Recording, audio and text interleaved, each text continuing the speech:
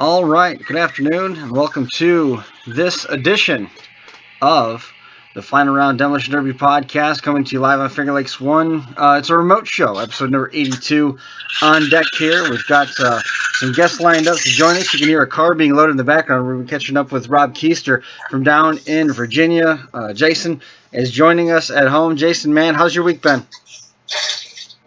Pretty crazy, but not terrible, I guess. But yeah, just really crazy. Especially today, I have to say, I just sat down here a minute ago. Basically, my week has just been crazy as well.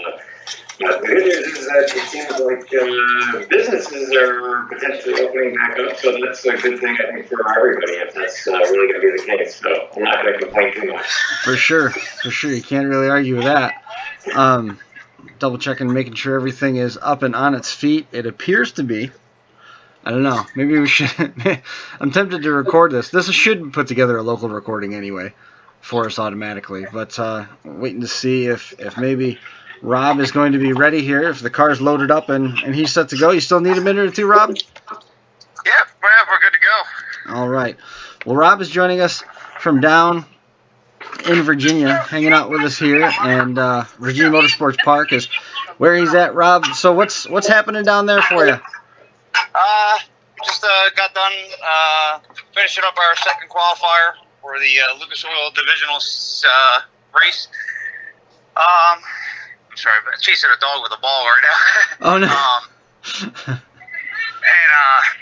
Yeah, we doing the last Lucas Oil Divisional race for Division 1. This was actually the ACO divisional race that they postponed and pushed it back to Virginia. So we're actually racing two races here. So we're racing one on Thursday and Friday, and racing another one on Saturday and Sunday. So we got two qualifiers in today, and they were done by about 5:30. From what I heard from Dave Moon today, there was about 440 cars. So gave everybody about two qualifiers, and they also finished up the JEG Sports Nationals races from Epping this past that got rained out. So they finished Top Sportsman, Top Dragster, Stock, and Super Street from those events. Nice. So I mean, it sounds like it sounds like another packed weekend. Got to be nice just to be at the track and making some passes. Yes, yeah, definitely. We got down here yesterday about 12:30 or so. We were kind of on the fence about testing, and we decided to go ahead and spend the $75 and go ahead and test the car. We've been we changed a whole bunch of stuff around, put a new transmission, new shocks, new tires, and brought the car around a lot, and kind of actually made it a little bit of a beast. Definitely, it leaves some of the pictures that some people have seen or wasn't. So it's kind of like a super stocker when it leaves the line now, and people really aren't used to it being a super gas car. Right. But it's a fun ride, I guess we'll say that much. But yeah, so it was good. It's good to see everybody for at least one last hurrah before we pack it in for the winter time. So, but. Yeah, now, Rob, you haven't had an opportunity to do a lot of racing this year, right? Jason was asking if you had a chance to do a lot of racing this year at all. No, I did not. Actually, Maple Grove last weekend was my first division race of the year. More or less, we kind of focused a little bit on my dad with the .90 series. My dad ran all the .90 races this year, pretty much with everything going on with the COVID and stuff, we really didn't get a chance to I didn't get a chance to race much. We were planning on going to Cecil County for the Division 1 race, but unfortunately that got nixed by the COVID outbreak. Of course, ACO, which is 35 minutes from my house, they ended up canceling that one, and also New Media, so that kind of wiped out three of the races that are local to me. So we had Maple Grove on the calendar to go to, and we went, and it didn't have the greatest luck. We got switched to 8th Mile on Sunday morning due to the track conditions, so that kind of messed with us a little bit. And then, for us, we were on a top end throttle stop, so it was a little different kind of learning curve for us. but we kind of figured it out a little bit. Unfortunately, the guy I ran, which was Mike Daniels, he actually went to the flying around, put a 001 light on me, and I was 12, and I was just pretty much wasting gas at 8th mile. So, but it is what it is, and we decided, it's a long winter time. It's 6 months off from winter. Might as well just trek on down to Virginia for 2 races and have a little fun and see everybody before we pack it in for the winter time. Yeah, that's funny just because, I will say that we got our last race is supposed to be this weekend, and the weather looks, it doesn't look like it's going to rain on Saturday, but it looks cold, and I think we've all kind of come across with the same attitude that we really don't care what the temperature is going to be. I mean, if it's going to be cold, it's cold, but it's going to be the last race of the year, so let's at least go out and have a little bit of fun this weekend if we can, right? Yeah, I mean, unfortunately, I can't hear Jason, so I'm working on it. That's fine. Jason, you're supposed to have your last show this weekend, your last race, and weather's not really looking like it's going to cooperate. You're right. This week hasn't exactly been the most shining of forecasts, and it is a little bit of a tease. But if you don't get to the race, can we expect to see any more of the Jason Oldfield series of tools from history? Well, I guess I would say the answer is yes. I've taken a little bit of a break. Quite frankly, it seemed like I discouraged a lot of people, I guess, by getting potentially a little bit too hard with some of the trivia questions of what is this tool. But we're going to get back. I still have a workbench full of tools that I want to basically get out there and see if we can identify. So I'll bring some more out this week. Maybe we'll do it tomorrow night if I get a chance. So we'll definitely bring it out. And hopefully these won't be as hard and we can actually identify them and not just stump people like we have been. Ask Rob. I thought I had heard that there was a second division or a second national open this week, or not national open, but a sports national this weekend. Is that true? There's second Sportsman National this weekend? Yes, they finished up the 4 classes from the Jake Sports Nationals. Trying to remember if I can remember everybody. So top sportsman was Craig Monroe with the TSR. I believe it's a Challenger. He beat John Benoit in the final round. Top dragster was Debbie DeGenova. She beat trying to remember now. I can't remember his name. In the final round, the top dragster was Debbie DeGenova. Super Street was Brian Sawyer. He beat Taylor Iacono in the final round. And Super Stock, I believe, was Tim Fletcher beating Bubba Linky in the final round of stock. So that was the 4 races that they competed here. They got rained out from Epping. They completed some races at Maple Grove last weekend. So that now I believe everything from the Jake Sports Nationals is complete from Epping. So Talk about Chris. How did the Dot 90 series end up this year? Did they even run a point series, or was it just individual races? This is really inefficient. We'll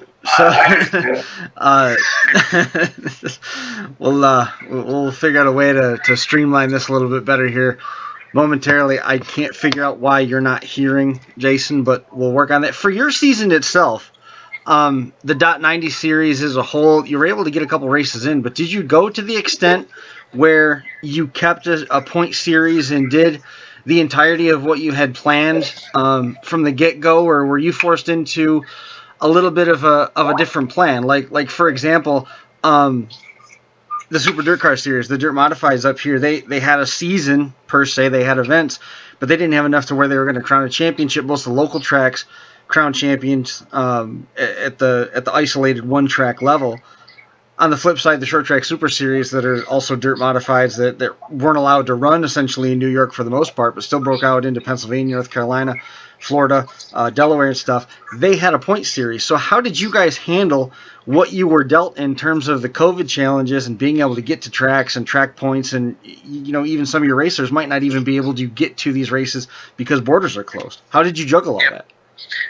So it was a difficult season, to say the least. I redid our schedule 5 times. Some people actually joked and said that, after doing it like 3 or 4 times, they would have thrown in the towel and given up the season. And I actually said if I had to redo the schedule one more time, I was probably going to end up canceling the 2020 season. So for the most part, we ended up having a point season and crown champions. We actually got 9 out of our 10 races in. The good part about the series is that we run with not a limited car count, but we don't get as much car count as some, like a division race and stuff like that. So a lot of the tracks this year were forced where they would only put together like a .90 series and maybe like that we would run with like Dave Lay's East Coast Stock Super Stock series. So it was only like 150 cars probably total.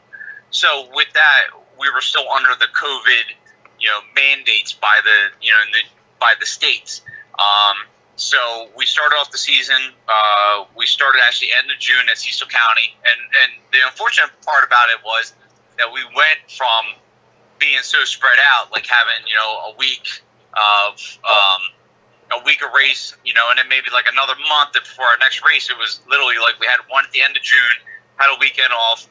Middle of July, weekend off, end of July, like weekend off, and then we had one back to back, which we had the one at the end of August, and then had one on Labor Day weekend, which is not something I normally like to do, but with what was going on with what the tracks should give to me, that's what I ended up just going ahead and taking.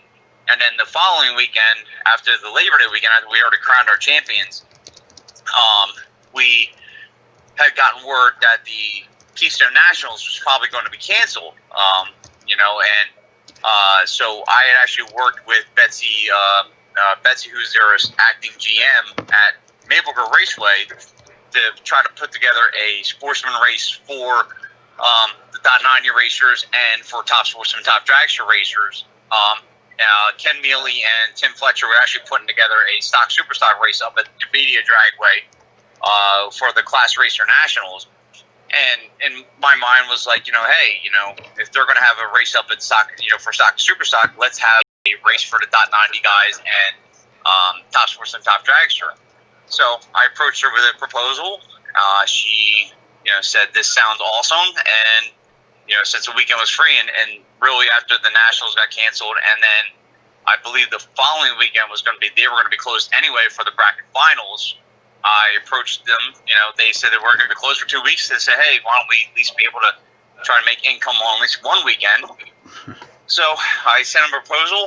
They accepted it, and we ended up having the .90 Nationals at Maple Grove. So really, technically, we had 6 weekends of racing. 5 weekends were counted towards points, and we were able to crown 2 brand new champions, which was Kevin Scholl in Super Comp, Hank Smith in Super Gas.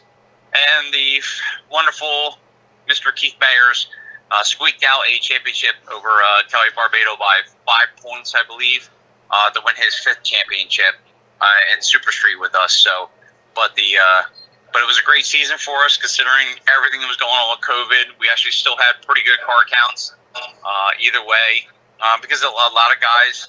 A lot of guys that came to me told me, he says, you are the only game in town right now for us to go racing, because national events are getting canceled left and right, divisional races are getting canceled left and right, and we want to go racing. So, there are some people who unfortunately could not make it because of COVID restrictions on where they could travel to or couldn't travel to and stuff. But all in all, it was still a pretty good season, and the .90 Nationals was a huge success, and it was only like a week later that Maple Grove was already contacting me about doing a 2021 event. And so we're in the works for that right now. We're still waiting to see what the divisional and national event schedule looks like for 2021. before we make any announcements as far as a date and stuff. But we'll definitely be back to Maple Grove, and it's probably gonna at least be a 3-day event. So. Wow. So there's a lot to unpack there. We hit on the Nationals, we hit on Keystone, we hit on the .90 series altogether. We still, in a little bit here, we're going to dive into some of the NHRA stuff. Jason's been pumping me with some statistics here as we go, and you talked about the event was the Nationals itself was a success. I kind of feel like it understates it a little, Jason. Yeah, no, I would agree. I mean, to be perfectly honest, comparing, Rob's the .90 national card count to the Gator National, and the NHRA Gator Nationals last week, and I realized that the Gator Nationals were rescheduled, but they generally had 25-ish cars overall in the .90 classes last weekend with the Gators. Where, Rob, I'm sure, had just as many, if not more, for, let's call it, quote-unquote, local series. So he's definitely being very, very conservative with regards to, how well that was attended, for sure. Sure. I mean, when you look at drawing a parallel between the car counts between those two events, it's got to make you feel good. To further understate the degree of success, now Keystone wants to have you back again next year. How quick did that conversation take place? That conversation was pretty much Sunday night. I was rolling out the gate that night. It was she actually, Betsy, who's like I said, their GM. She stopped by on the golf cart and was like, she told me, she says, you run such a great event. And everybody we talked to said they had such a great time that we really want to work on getting this back next year. So, we're definitely going to work on it for next year. I mean, if there's one downfall was to have, and it was hard. I mean, only having 4 weeks to really, really prep for this event. I mean, and the email blast that I send out is only email blast for people that run the Mid-Atlantic .90 series. Mm-hmm. So that was a little bit on the tough side. And then kind of really pushing it on Facebook and getting people to share it, and people, and for some people it was a little tough because they got a little confused because it was a pre-enter deal, which is similar to what we do with the national event. But some guys they're stuck on the NHRA thing, and that's their deal, and it's hard to sway them to come and run an independent type event. And I don't have nothing against them. I mean, I wish they would come out and try, something different, and see how much fun it really is, and sure. And see how much, camaraderie and how much family atmosphere we really do have with these events. And, I guess really, I mean, when it comes down to it, we did have a better car count with all 3 classes than they did have at Gainesville. Like our Super Comp winner, we gave everybody a 2-time shots on Saturday morning, and we had 160 cars total between all 5 classes. We did 2 qualifiers, and then we ended up doing a high roller race for $120 at nighttime, and then we also did the main event on Sunday, which was only $200. So when I figured out a price point for this whole entire proposal, I figured out the price point was what it would be for a national event. But instead of spending $320 to get one event in, you would spend $320 to run 2 events. So, Jeff Kondratic ended up winning the high roller race in Super Comp, and also the main event and Super Comp for Sunday. And a good friend of mine, Jason, I'm going to mess his name up, Aganolis. He works for a company called 415, and they put up an extra grand in Super Comp to the winner. So I believe after Jeff got done with the high roller race and the regular race, he cleared almost $8,000 in winnings. He won $2,800 at the high roller race on Saturday night, and then he ended up claiming a little over $4,500 on the main event. So it was definitely more than you win in a national event. I mean, I know some people are stuck on that Wally, and that's what we race for, is the Wally, not the money. But it was a I guess you'd say a memorable weekend for Jeff Kondratic and the Lucas Oil dragster, and even with the other two classes, Super Street, Super Gas and Super Street, we paid over $2,000. Top Sportsman and Top Dragster, they did a high roller race where it actually was kind of like what they do at Division 7, a pro comp race where they had dragsters run cars. We had two dragsters in the final. We had Phil Monticello and Greg Kelly in the final of the high roller race that night. And then the main event was Al Kenny and Dave Mueller won both, and we were paying $2,000 back to win them. And then John Taylor, who's a good friend of mine, and his company Mid Atlantic Chemical threw up another $500. So it was $2,500 to win in both Top Dragster and Top Sportsman. So, it's things to work on for next year, things to push, and hopefully, we make it bigger and better for 2021. So, and we get better car counts. So you had Top Sportsman and Top Dragster at that event? Yeah. Yes. Yeah. Gotcha. I mean, I'm a .90 guy by heart. I mean, that's my class. That's the class I run in. Sure. But Top Dragster and Top Sportsman really are my aspirations that I should eventually go run. I would love to run Top Sportsman. I mean, I think it's an awesome class. I just, I was up at the top end watching Top Sportsman today at Virginia, and it was just like awesome just watching these cars go down the track. So, I mean, what we would probably like to see, Jason, and you can expand on this a little bit too, is it'd be nice to see them at all the events next year. Oh, I completely agree. I mean, it would definitely be, and I'm sure, Top Sportsman, Top Dragster guys, a lot of the guys are running Super Gas, so I'm sure Rob is probably a little concerned potentially about, stealing some of his competitors from Super Gas and basically having them over the Top Sportsman. But there's no doubt that the Top Sportsman and Top Dragster guys are looking for places to race as well. In Top Sportsman and Top Dragster, other, outside of NHRA and, let's call it specific Top Sportsman and Top Dragster races and or high-dollar bracket races. Some of the high-dollar bracket races will separate out Top Sportsman and Top Dragster, but not all of them do. So in a lot of cases, those guys, if they're not able to run Top Sportsman and Top Dragster, then all they're going to do is basically get a high-dollar bracket race and down number, and you race what you race. Sometimes it's going to be a fast car, sometimes it's going to be a slow car. So I'm sure they're hoping that Rob decides to run at all the races next year too. I'm curious if he is. I'm curious honestly if Rob has any plans on doing that potentially. I mean, is that a conversation that's been had at this point, Rob? Is there any discussions about 2021 beyond a couple of the standalone races? We are still kind of, we're still teetering right now because we're waiting for the Division 1 and the National event schedule to come out.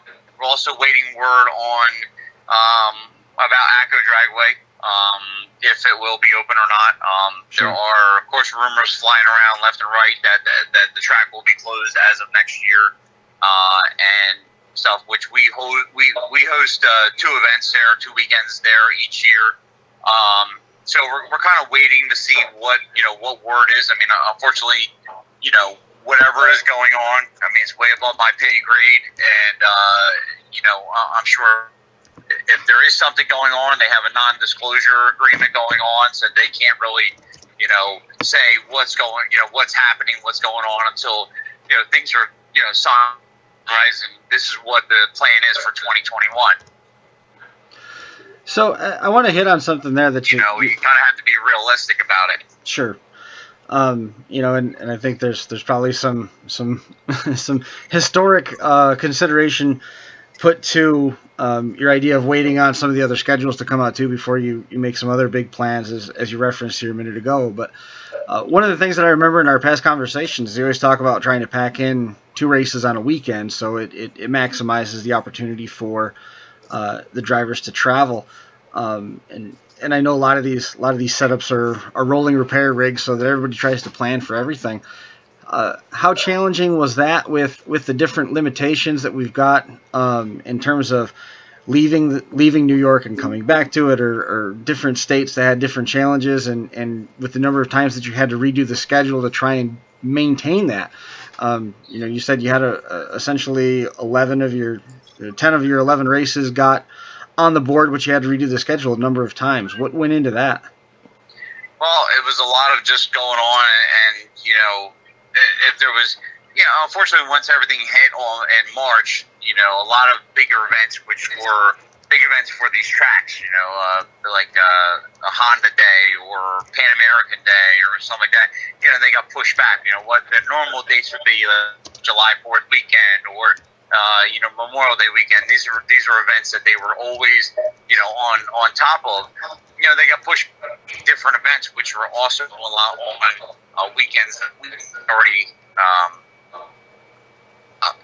being a small market series. It was tough for us to,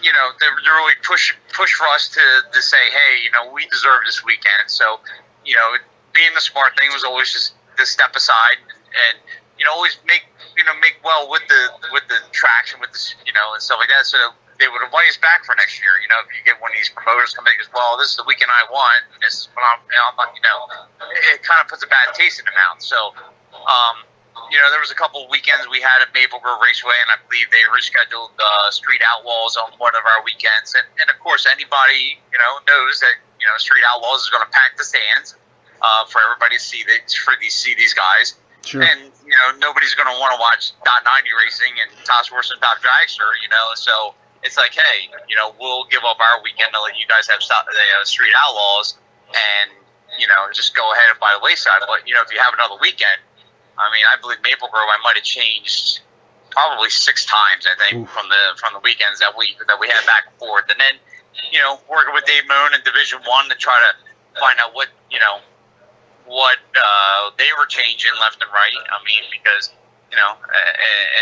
I feel bad for Dave, and I feel bad for Danny and all them guys in Division 1 because, they were having a race scheduled, and, last minute, they get a phone call or a text message or something like that saying, like, hey, you guys can't have it this weekend, or, so they got to rearrange everything that they got to do and try to find another date. And, unfortunately, for some people, even though it all got washed out, they had, I believe, 3 weekends in a row. They had ACO, Numidia, and then Cecil County.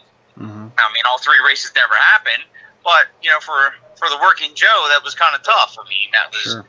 You're going to do 3 weekends in a row, but it's really what they had to do to try to get a schedule together. And for me, it was, we think we get a schedule. We think it's all good. We think it's, great to go. And next thing you know, it's like, oh, well, they just rescheduled the New Media Division 1 race on this weekend. It's like, oh, well, it's supposed to be at Maple Grove that weekend. And it was tough. Because you're not going to get unfortunately, you're not going to get the guys that, you're not going to get the guys that are going to say, you know what, I'm not going to go to New Media and I'm going to go to Maple Grove and run Rob's race. They're just going to go to New Media. And I've been in that position before, and it's just, unfortunately, it's just what we have to do to go by. So sure. What's the old proverb? Man plans and God laughs. What was that? I'm sorry. There's an old I think it's a Hebrew proverb that man plans and God laughs. Yes. So it's been a messed up year. To say less, but as they say, the cream rises to the top, as sure. they like to say, and hopefully, we proved to a lot of people that we are here. We are for real, and this is a series I hope that a lot of people come out and support. In 2021, and have fun at. And that's the biggest thing. And I hear from a lot of people left and right is that we go to the racetrack and it's not as fun as it used to be, or was it? And that's what I'm trying to change a little bit, is to try to have fun. We family barbecues every Saturday night, and right. And there was even a talk of having a band here at the Dot 90 Nationals and stuff. Mm-hmm. And that's a plan for 2021 is that maybe a cornhole tournament. And yes. And my goal, and nothing to jump off of what like Peter and Kyle have done with the Spring Flings, is that maybe that we make the Dot 90 Nationals the sportsman version of the Flings. Sure. And make it an X amount of days out, and a reasonable price, and we get sponsors on board to make this fun for everybody. A family atmosphere to come out and have races. You're not just coming and running 3 days and running maybe 3 times down the track. You're getting maybe 6, 7, 8, 9, 10 races, 10 runs in a weekend, and having fun, enjoying yourself, and that's what I heard. I haven't heard one complaint from anybody from the .90 Nationals that they did not enjoy themselves, and that was my one fear was you're waiting for that backlash for somebody to say, well, I would have did this, or I would have did that, or I would have did this, but everybody says they've had so much fun. So yeah, Jason, what'd you run into? I mean, any of the similar things in terms of planning and shuffling in 2020? Well, I'll say overall that we certainly did. Our schedule, I don't know, our schedule ended up looking. I shouldn't say it didn't end up looking anything like. Well, it probably ended up not looking anything like our original schedule, quite frankly, because between COVID canceling a few of the races, and even though we had a very dry summer, we had 3 races rain out. It just so happened that 3 races that we had scheduled on Saturday ended up getting rain, and so we did make up one of those races, rescheduling it to mid-August. But yeah, man, I would guess that overall that if we were to look at our schedule, like I said, it doesn't look anything really like. I mean, this race this weekend, this is a makeup race that we never had planned on racing this late in October. Our original finale was supposed to be scheduled for mid-September. But because, quite frankly, we didn't have a point series or anything, but because we had so few races, it was like, hey, let's see if we can squeeze one more race in for everybody, just because there's been so few races this year. Now, who knows? I mean, we'll see. I mean, I'm hoping that we can get one more race in, and if it's this weekend, great. If not, maybe we'll do an impromptu off-the-cuff race, the following weekend. But it's just been kind of crazy overall, the luck that we've had with regards to the weather. Unfortunately, there's nothing I can do about that.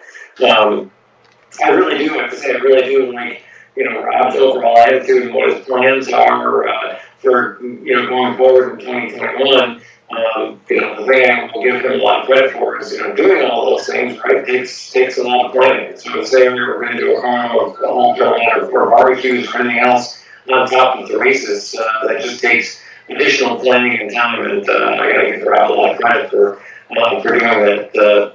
I would love to do similar things with the Western Supercross Association. I guess I'll say that I just don't have the energy to do that. And I'm only running one class here. I'm running Super Gas, and that's it. And Rob's putting together at this point 5 classes for every event, so he's getting close to NHRA level, if you will. Right. And I guess that said, I guess I'm curious as kind of a segue. I'm kind of curious as to what.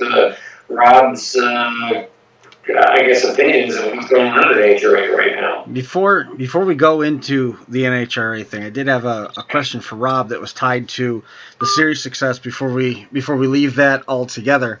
And we just lost Rob. I'm gonna try and get him back on the line, and hopefully we'll get him. It appears that perhaps his phone has died, but we'll see what he's got going on. There's been a handful of tracks in New York and a handful of do we have Rob back? Do we have you back? We got you back, Rob? I can't hear him. I was asking my phone. It was more rhetorical for you. But it's trying to tell if we've got him. I'm not getting anything out of his phone, and it looks like perhaps there's no signal where he is. I'm not sure. So I'm jumping around while I'm trying to manage a couple different things. Right. There was a couple different. I have to say, I'm pretty impressed overall that you're able to talk at all while you are working the phones and trying to get everything back on track. This has been, I won't say it's, the new layout, I will say I love the new layout. I think it looks great. I know you spent a bunch of time working on that this afternoon, and the stream itself obviously is something that you worked on this afternoon as well. And okay, it's not perfect, but it's no big deal. We'll get through it and continue on with life. So. I know there's some adjustments that we have to make. That's pretty clear, but we tried it. Otherwise there wouldn't have been a show. So you could either listen to a terrible episode or you could just not have anything to listen to otherwise. Right. Rob, I think we got Rob back at this point, so we'll throw that to him as well. So locally here we had a couple tracks that were able to benefit from the closures because they were willing to take the chance with pay-per-view. They were willing to take the chance with what they were given in terms of the limited pit access and had races anyway. So they had the opportunity to showcase a little bit about what they had. There's a promoter down in Pennsylvania who, because all the county fair stuff was shut down, enjoyed record car counts and probably did himself a lot of good for 2021 by persevering and moving on, and it ended up being a successful year. So I'm wondering if Rob feels like that had led to any inroads, having the restricted season, having some of the challenges, and finding tracks that are willing to persevere through that to give you the chance to get more doors open and get in front of more drivers that you may not have otherwise been exposed to or wouldn't have been willing to come and run. Yeah, I mean, I do believe there were some guys, I mean, especially the guys around the .90 Nationals who don't usually run with us on a regular basis, told me that they would try to run either some more throttle stop racing or come run our series more often because they had such a good time, and that was the thing. I mean, for the most part, our core guys that run, .90, stuff ran with us during the 10 races, I guess you would say it opened the door for a little bit, and I told somebody, I said, if I get 5 or 10 guys that come out of this, these races that come and become members with us next year, that's a positive thing for me. I'm not looking to, tip the jar, I guess you would say, that to have an additional 50 guys show up. I mean, because I don't think that's ever going to happen. Right. But, like I said, if we ever get if I get another 5 or 10 people who actually show up and come and, help support the event, I mean, that's a positive plus for us. I mean, sure. Like I said, I mean, there's just some guys that no matter what you do, no matter what money you throw out, they're going to chase the Wally. I mean, it's just how they are. It's just the mindset, I guess you would say, that they have, and it's very hard to change that mindset. That this is what that there are other alternatives out there for them to come and race with us, and it's tough. I mean, it's just but I'm never gonna stick my nose up and be like, well, you don't want to, you don't race with us, so I'm not, but. I mean, I'll say hi to them. I'll say, hey, what can we do to get you to come race with us? And if they give me, well, I'd rather you do this or do that or what. I mean, it's tough. But like I said, it's very hard to change people's minds on what what they've done for 40 years of their life. Sure. And it's tough. But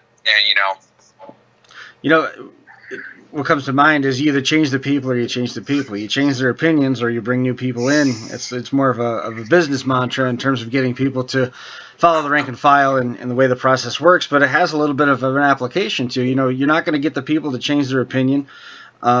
So that makes opportunities for other people. And then you bring people in and you change their opinion, and they're gonna come back, and you get people that decide maybe .90 they want to try a different type of racing. That's going to open the door as well. And just by getting in all these circles and opening some of these opportunities in such a such a challenged climate as we had this year, it certainly seems like it's going to make some inroads. We've got a couple comments coming in here in the live chat. Gary Federico's checking in. He lost the first round each day and still got a check, so that's always fun. He's saying hi to Jeff Jackson. Jeff Jackson had the evening's trivia question, directing this to Jason. Who wants all of the tools back? Who wants all of the tools back? I guess I don't know what that means. Well, that's the trivia question. It is who would want all of the tools back that you had on your... Oh, okay. Who would want them back? I guess I don't know the answer to that. History. History wants their tools back.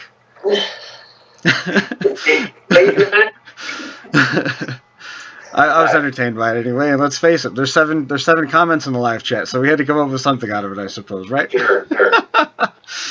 So it's good to see some folks checking in there, just checking and watching everything. And that was like what Gary says, one of the things that I look for with the .90 Nationals. I mean, it was only 4 weeks to really plan on putting this race together because of the Keystones, but it was what can we do to help racers with other things. I mean, we paid out a good payout for the winners and the runner-ups, and we still paid back very good for round winners and stuff. Actually, some people came up to me at Maple Grove and says, "Man, you paid back more for third round than we do at the Lucas race." But it was also like Gary won. I think it was best losing reaction time. I think or best package. I believe it was at the high roller race, and he got a $100 check. Right. Like our number one qualifiers on Sunday for the race got a $200 check thanks to Powder Coat Finishings and Kathy Madratic. We gave away $100 to best reaction time in Super Gas, so from round 2 to 5 thanks to Rick Oman. I mean, it was all these little things like hey, $100 here or $200 here, which paid for a lot of people's entries, paid for gas money that come to the races and stuff. Sure. That really meant a lot to these guys, and a lot of people came up to me because I lost first round, but I went home with an Autometer gift card, or I went home and I got a Comp Kansas gift card. I mean, it was just it was the little things that bring these people back to come race with us, and that was my meaning. And and I tell people, I said, you give me a year or less or whatever it was, rather than 4 weeks to really push this race for next year. I said it's going to be bigger and better than it was last year, and it's. Hopefully, eventually we can get some of Jason's guys to come down and play with us. I mean, it was always a struggle for some guys.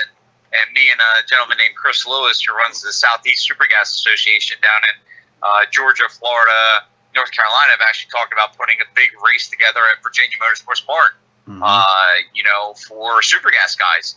Have his guys run our guys, and almost kind of like a bracket final format, like have teams, like Team North versus Team South. And have a big purse at the end of the day for these guys. I mean, it's just, like I said, it's all about having fun. It's all about, the camaraderie and stuff. I mean, like I'm standing in the middle of the pits right now at Virginia, and, we got music blaring off of one of the trailers, and, my dinner's getting cold. But, it's all about having fun with guys and getting around, talking war stories and having a few cold ones by the end of the day, and being able to go out and race the next day, and even though we want to beat each other up on the track, it's always nice to like I said, just have that camaraderie. Jason, it looked like you had a couple thoughts there. I saw you react to a couple things that Rob was saying. Sure. The first thing is that, he's 100% right. I mean, I actually commented to you that, in the end, these races really are all about having fun.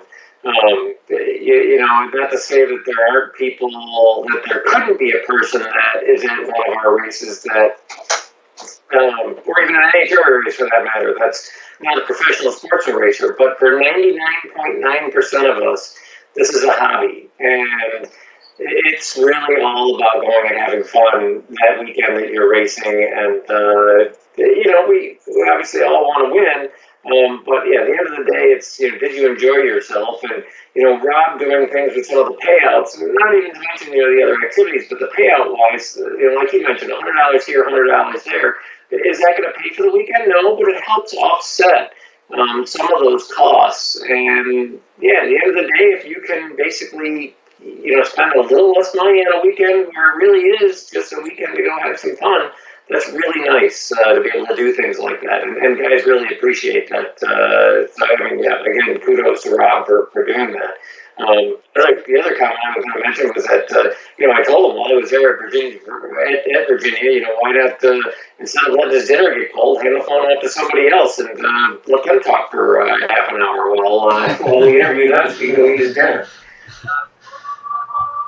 Well, I mean, Rob, if you do have to go, by all means, I did want to get your thoughts on the current situation with NHRA before we let you go. If you need to get away, though, by all means, I understand. No, I mean, I'm always willing to give my opinion. My thoughts really, when it comes down to it, is, it's a situation that nobody wants to ever be in. I mean, you always hope that your title right sponsor is going to, go through what it is. I mean, to me, it feels like, not that you should air your dirty laundry, I guess you would say, but to just me, and I'm sure some people will probably disagree with this, I feel that it should not have become public knowledge. I feel like that, what is going on between Coca and NHRA should have been kept under wraps. That is something that, especially in today's age with social media, with Instagram, with Facebook, with I always have an opinion and stuff, it should have just been kept, it should have been kept under wraps. Same thing with the pro, payouts. I mean, everybody getting everything slashed with the payouts. I mean, to me, I feel that should have been a separate meeting with all the pro drivers, say, hey, it's just like anybody who's working corporate. Right. I mean, or they don't send a letter out, for everybody to read saying, hey, this is what we're doing, and not have a meeting with everybody there. I think everybody should have been like, hey, we're having a meeting, September 1st at Indianapolis at Don Schumacher's Racing, and we're going to discuss what our plans are for the 2020 season and what going forward, It just turned all the haters who HRA and hate, who have been turned off into just spewing everything on Facebook and on Instagram and on stuff about how, this and that, we're going to cut purses for this and stuff. And, it's a catch-22, thing. I mean, personally, I hope that it survives. I mean, I know somebody's, would say to me, he goes, well, why would you want it to survive? Because you run your own series. Well, I run my own series, but, this is, the NHRA stuff is my way to, race myself, when I'm not, running a series or promoting a series and stuff. So it's definitely a catch-22, I guess you would say. I mean, hopefully they do find a series sponsor that's gonna jump up and support them. I feel the sportsman stuff is going to still be strong because we have a great sponsor with Lucas Oil and Forrest Lucas behind, the sportsman guys. And I really think that Mellow Yellow and Coca-Cola and stuff like that was more geared towards the pros people rather than the sportsman guys. So hopefully, they find somebody who will back them and help them with their payouts and stuff like that. But like I said, it's tough to really say. I mean, like I said, I know John Force, not racing this year was a big blow to NHRA because of the fans and stuff like that. Sure. And, but I think they got to make it more affordable for some of these other racers. And that's the biggest thing is, they got to, it can't be the Don Schumacher show. It's got to be, they got to give other people a shot. They got to give other people, a way to go. Hopefully they find a title race sponsor, rather the thing with Camping World works out or whatever is going on.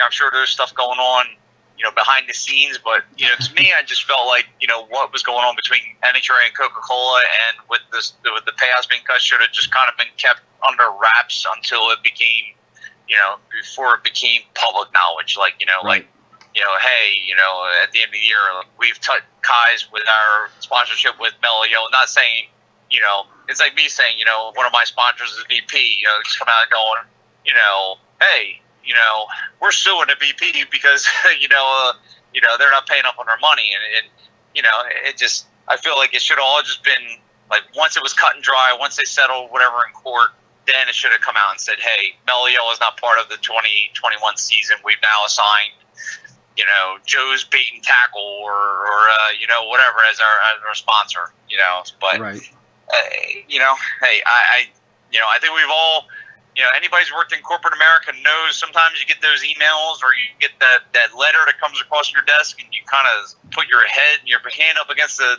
your head and just go, what in the F were they thinking? So I think that's kind of what I think some of us are thinking a lot. So. Yeah, there's all sorts of challenges, and you never like to see this stuff get out there and cause the stir that it did. But I think that's also part of the culture that we're in right now, where by getting it out there, it's still advertising. Everybody's talking about NHRA, and everybody's talking about Coca-Cola at the end of the day. Not necessarily the way that you want to do it, but certainly there's a way to leverage a broken relationship when it comes to sponsorships too. Yep. Yeah. I see. Well, what else have you got planned for this weekend? It's going to be full. Well, tomorrow morning we kick off with round number 1 of the Lucas race. They will run that hopefully to completion tomorrow night, and then Saturday they give us one time shot, and then we're supposed to have the round number 1 of the second Lucas race, and then conclude that on Sunday. So, all right. Hopefully, we got this thing dialed in, and we've made a whole bunch of changes, and hopefully the changes are in the right direction, and hopefully we can turn some win lights on this weekend. And if not, we're going to have fun and enjoy friends' company before we nestle in for the long winter break until next year's racing season starts up. So. That all sounds good. Kerry Pelicane checking in, saying hi, Rob. Hey, Kerry, how are you? Okay, I miss John running super gas. He, I think he misses being able to run this weekend. Yeah. But all the same, we got to catch up with him, Jason. We've lost touch a little bit with what John's up to. He moved some cars around and got back into stuff that's a little bit more. Stuff he's a little bit more accustomed to. We got to check back in with him. I think he's still I think the new Chevelle. I think he's still foot braking that car. I'm not 100% sure of that, but I think that's the case. So I think you'll probably see John potentially race that car, his new car, in Super Street. I'm not 100% sure what his plans are, but yeah, I agree. I mean, we need to catch up with John to see what the plans are kind of going forward. And I have to say, I've seen him out at Empire, and I've talked with him probably for 5 minutes. So yeah, we should catch up with him for sure. No box. Bracket racing is the note that we have from Kerry here. Yeah, I thought it was no box racing. I thought he was foot braking that car. Well, he probably has a train brake on it, so it's no box. But I know he had talked to me just briefly again. You mentioned that he thought that he could potentially get fast enough with it to be able to race with us in the new format. So, hope we can. But yeah, we should. I'll reach out to John, see if we can get him to spend a half an hour with us. Get him to come out of the salt mine for a little bit. Yeah, exactly. Well, Rob, I hate to interrupt you guys, but I got to go eat dinner. But they said they were getting ready to throw my dinner out in the trash can. I was just about to give you that opportunity. I appreciate it. We'll catch up again soon, Rob. Thanks for coming on. All right. Thanks, guys. Hopefully, once I get everything settled for 2021, I'll come back on and announce some stuff for you guys. We look forward to it. All right. Thank you, guys. Thanks. We'll see ya. All right. Bye. There goes Rob Keister. Excited to go get his dinner. Unfortunately, we kept him. I told him before when I talked to him that if he could spend a half an hour with us, that would be great. Knowing that he was at the track and stuff like that. So that is a little bit that his dinner was literally about to be thrown in the trash. But yeah, I appreciate him coming on and giving us a little bit of update about what's going on out of the MP and just giving us a quick summary of the top 90 series for 2020 and plans for 2021. So real quick, friend to friend, just you and I talking. When you schedule somebody and they're on a limited schedule, let me know, and I won't keep them 45 minutes. Maybe he hung up because someone hung up for him earlier because he was all done, and then we called him back. That might be. I will say, I offered maybe only half an hour, but I forget exactly what his response was. But he didn't give me the impression that he only had a half an hour and that he was more than willing to talk. And I did tell him literally that, hey, you know what? You find somebody else you want to bring on with you, feel free to kidnap him and get him in the motorhome with you. So, either people were too scared or he just felt like, I'll handle it on my own. Well, nonetheless, we do appreciate Rob coming on and making some time for us here on this edition of the Final Round, episode number 82 here. Trying a remote system. I think it's, for the most part, everything worked good. A little bit muddy in the alternate mic input, but for the most part, I think we did okay. Yeah, I would say it's unfortunate that Rob couldn't hear me great. I could hear him fantastic, and I think I mentioned before that I really do like the new layout that you came up with, and we'll get it all figured out. Hopefully next time I'll be able to not have to be couch shopping, and I can actually come into the studio again and make it a little bit easier. But if not, we got a new format out of it, if nothing else. If nothing else, we've got that, and it seems to be passable. So if we ever need to fall back on this, it's there as an option.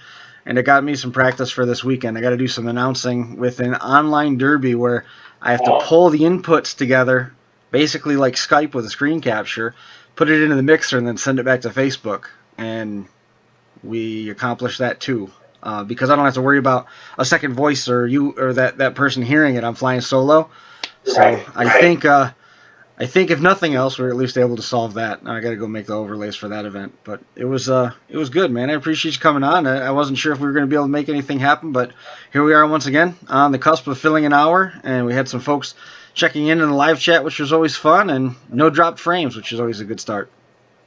Overall, I mean, I've just been watching the feed on YouTube, and overall, it seems like the feed is pretty good. Considering the circumstances, it worked out pretty well. I'm thousands of dollars poorer after going couch shopping, which I can't believe how much a couch costs these days. It's absolutely ridiculous. But if it makes you feel any better, we bought a new couch on Sunday. Did you really? Yep, we replaced that couch that we got. We got that couch when we moved in here in 2006. So it was time to be replaced. You're probably thinking like all I'm doing is copying you, right? It's like you got a new siding and I got new siding coming in. You get a new couch and I get a new couch. It's like, what the heck, man? Can't this guy let me go do anything on my own? Our couch was $450. You found? Did you replace just the couch? We just replaced the couch. It was a sectional, and we found it on Facebook Marketplace. And Victor, there was a teacher that had it, got it, and put it in her game room. But now she is a virtual teacher and needs an office and needed to move that couch out of the way. I have to say, I never even thought about. I had 3 days to change my mind in New York State, right? I never thought about looking on Facebook Marketplace, to be honest. All I know is we looked. My wife had looked at a couple different places, and I went and looked, and I have to say that for a new, we bought a sectional. For a new sectional, $1,600.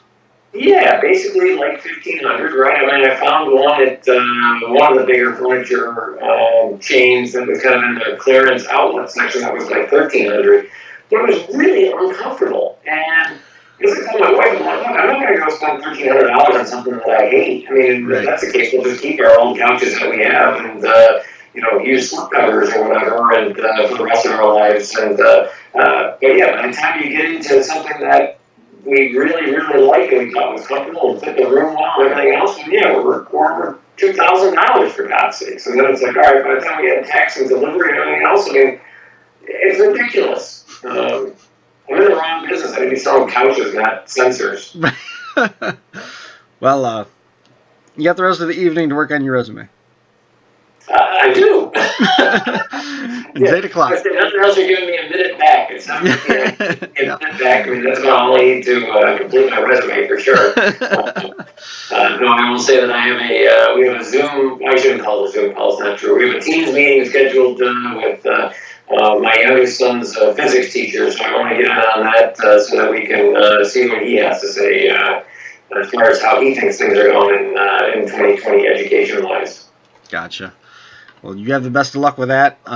We'll check in here. I still got to get you set up on that computer game. We had a great weekend with the Crash Course Nationals, $5,000 in prize money given out across 4 divisions.